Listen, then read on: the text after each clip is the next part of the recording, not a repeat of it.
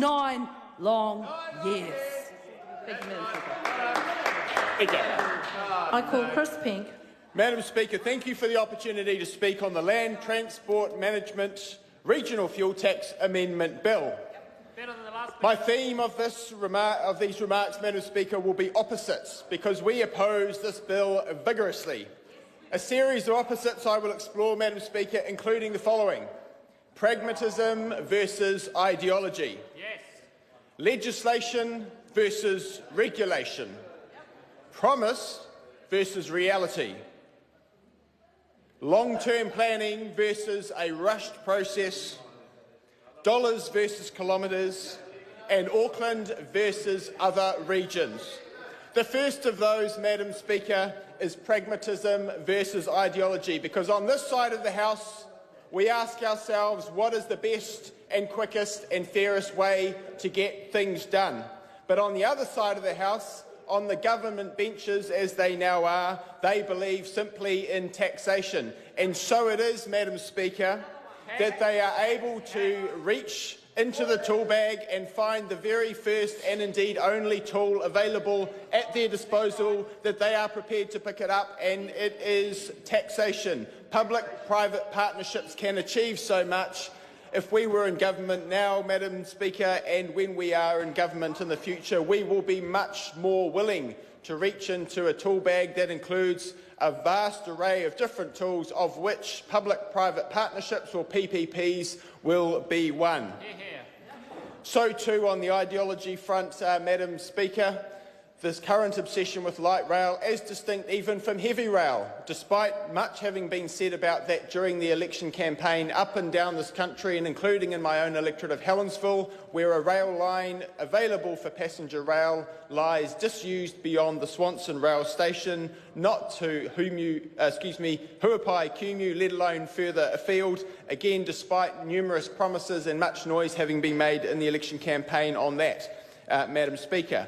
So my next distinction, my next set of opposites, is regulation versus legislation. Of course, by definition, this House is passing legislation, but we're doing something else, Madam Speaker. We're also providing a regulatory framework such that taxes under this bill can be increased in the future.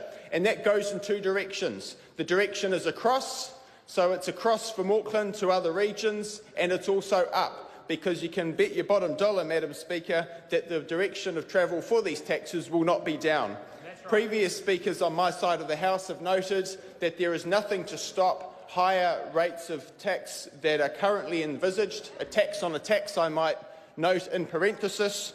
Henry VIII provision, so-called. Henry VIII would be turning in his grave right now, Madam Speaker, if he knew what the New Zealand Parliament was about to do. And the founding fathers of America, who've brought about the phrase taxation without representation, would also be turning in their respective graves, Madam Speaker. And so my third set of opposites, Madam Speaker, is promise versus reality.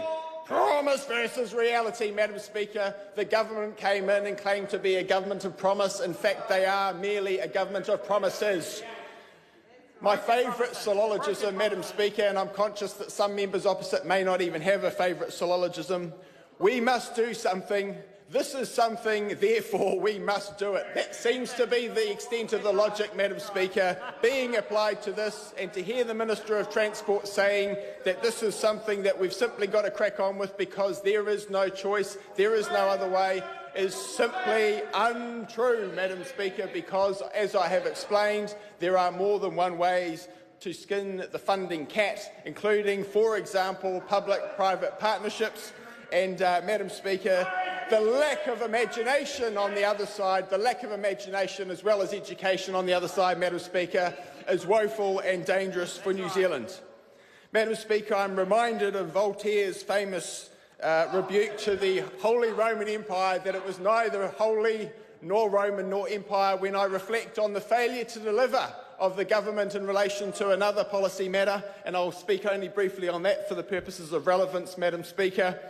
The Kiwi build policy is neither Kiwi nor build, nor is it a policy that's coherent, Madam Speaker, and so that brings me to my next set of opposites, which is the difference between promise and reality.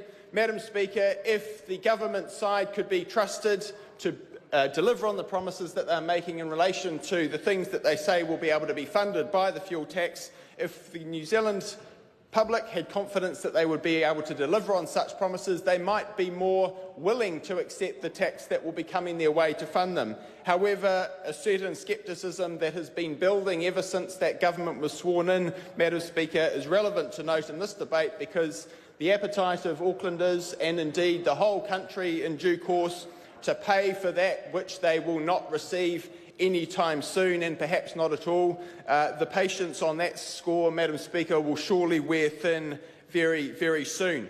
Right. And so we hear about pipelines, Madam Speaker. We hear from the Honourable Shane Jones that there was a pipeline of projects, but I think a pipe dream of projects is a more relevant way to characterise the promises that we have heard opposite us today, Madam Speaker. Small pipe dream. And my next set of opposites, Madam Speaker, is the difference between long-term planning and a rushed process. Madam Speaker, we hear that the long-term needs of Auckland, and indeed, again, I say the whole country, are dictating this measure. A necessary evil, they tell us, Madam Speaker, although for them it's not so much an evil as a good, an opportunity, not a challenge of taxation, an opportunity to reach into the pockets of Aucklanders and all New Zealanders, Madam Speaker. But they talk about the long-term needs of Auckland and beyond, but it's a rushed process that has brought in this new taxation, Madam Speaker, a point underlined by the fact that it will be later this week, Madam Speaker, that the effect of the pernicious legislation will be felt, Madam Speaker. Barely will the ink have dried on the legislation. The royal assent will barely have been scrawled on the legislative documents, Madam Speaker, that the pump will be flowing and the dollars will be flowing even more, Madam Speaker. And so, with my remaining time, Madam Speaker, I'd like to focus on a couple more opposites. One is dollars versus kilometres, because much of the discussion opposite, Madam Speaker, has been about the need to pay a bit more to get some things done. Well, I've already talked, Madam Speaker, and my various colleagues have already talked about the fact that there are more than one way of getting things done. But actually, I'd like to turn it around, Madam Speaker, and challenge the other side to realise that in many cases for Aucklanders, and again I emphasise, Madam Speaker, all New Zealanders, in many cases the incomes, the disposable income for purposes of transportation is fixed. So the question is not whether they will be paying more to get the same amount of travel, the same amount of distance, the same amount of petrol, but rather that they will have only the same amount of money available to spend and they will not be able to go as far. That's right. Their opportunities will be limited, Madam Speaker, by the fact of this legislation coming in to introduce a taxation which is at a certain level now and will almost certainly be higher later. The principle of a ratchet applies, Madam Speaker, in relation to taxation. It only ever seems to go up and not down. The reverse gravity that seems to apply to taxation policy of left-wing governments, Madam Speaker, will apply all too certainly, I'm sure of that, Madam Speaker.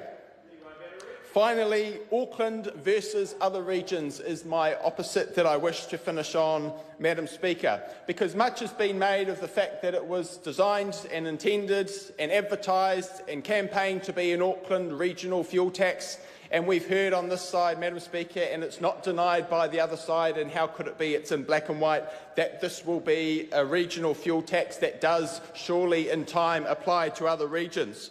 But it's interesting to note, Madam Speaker, that for the purposes of taxation, Auckland is a region, and yet for the so-called Regional Development Fund, Auckland is not a region.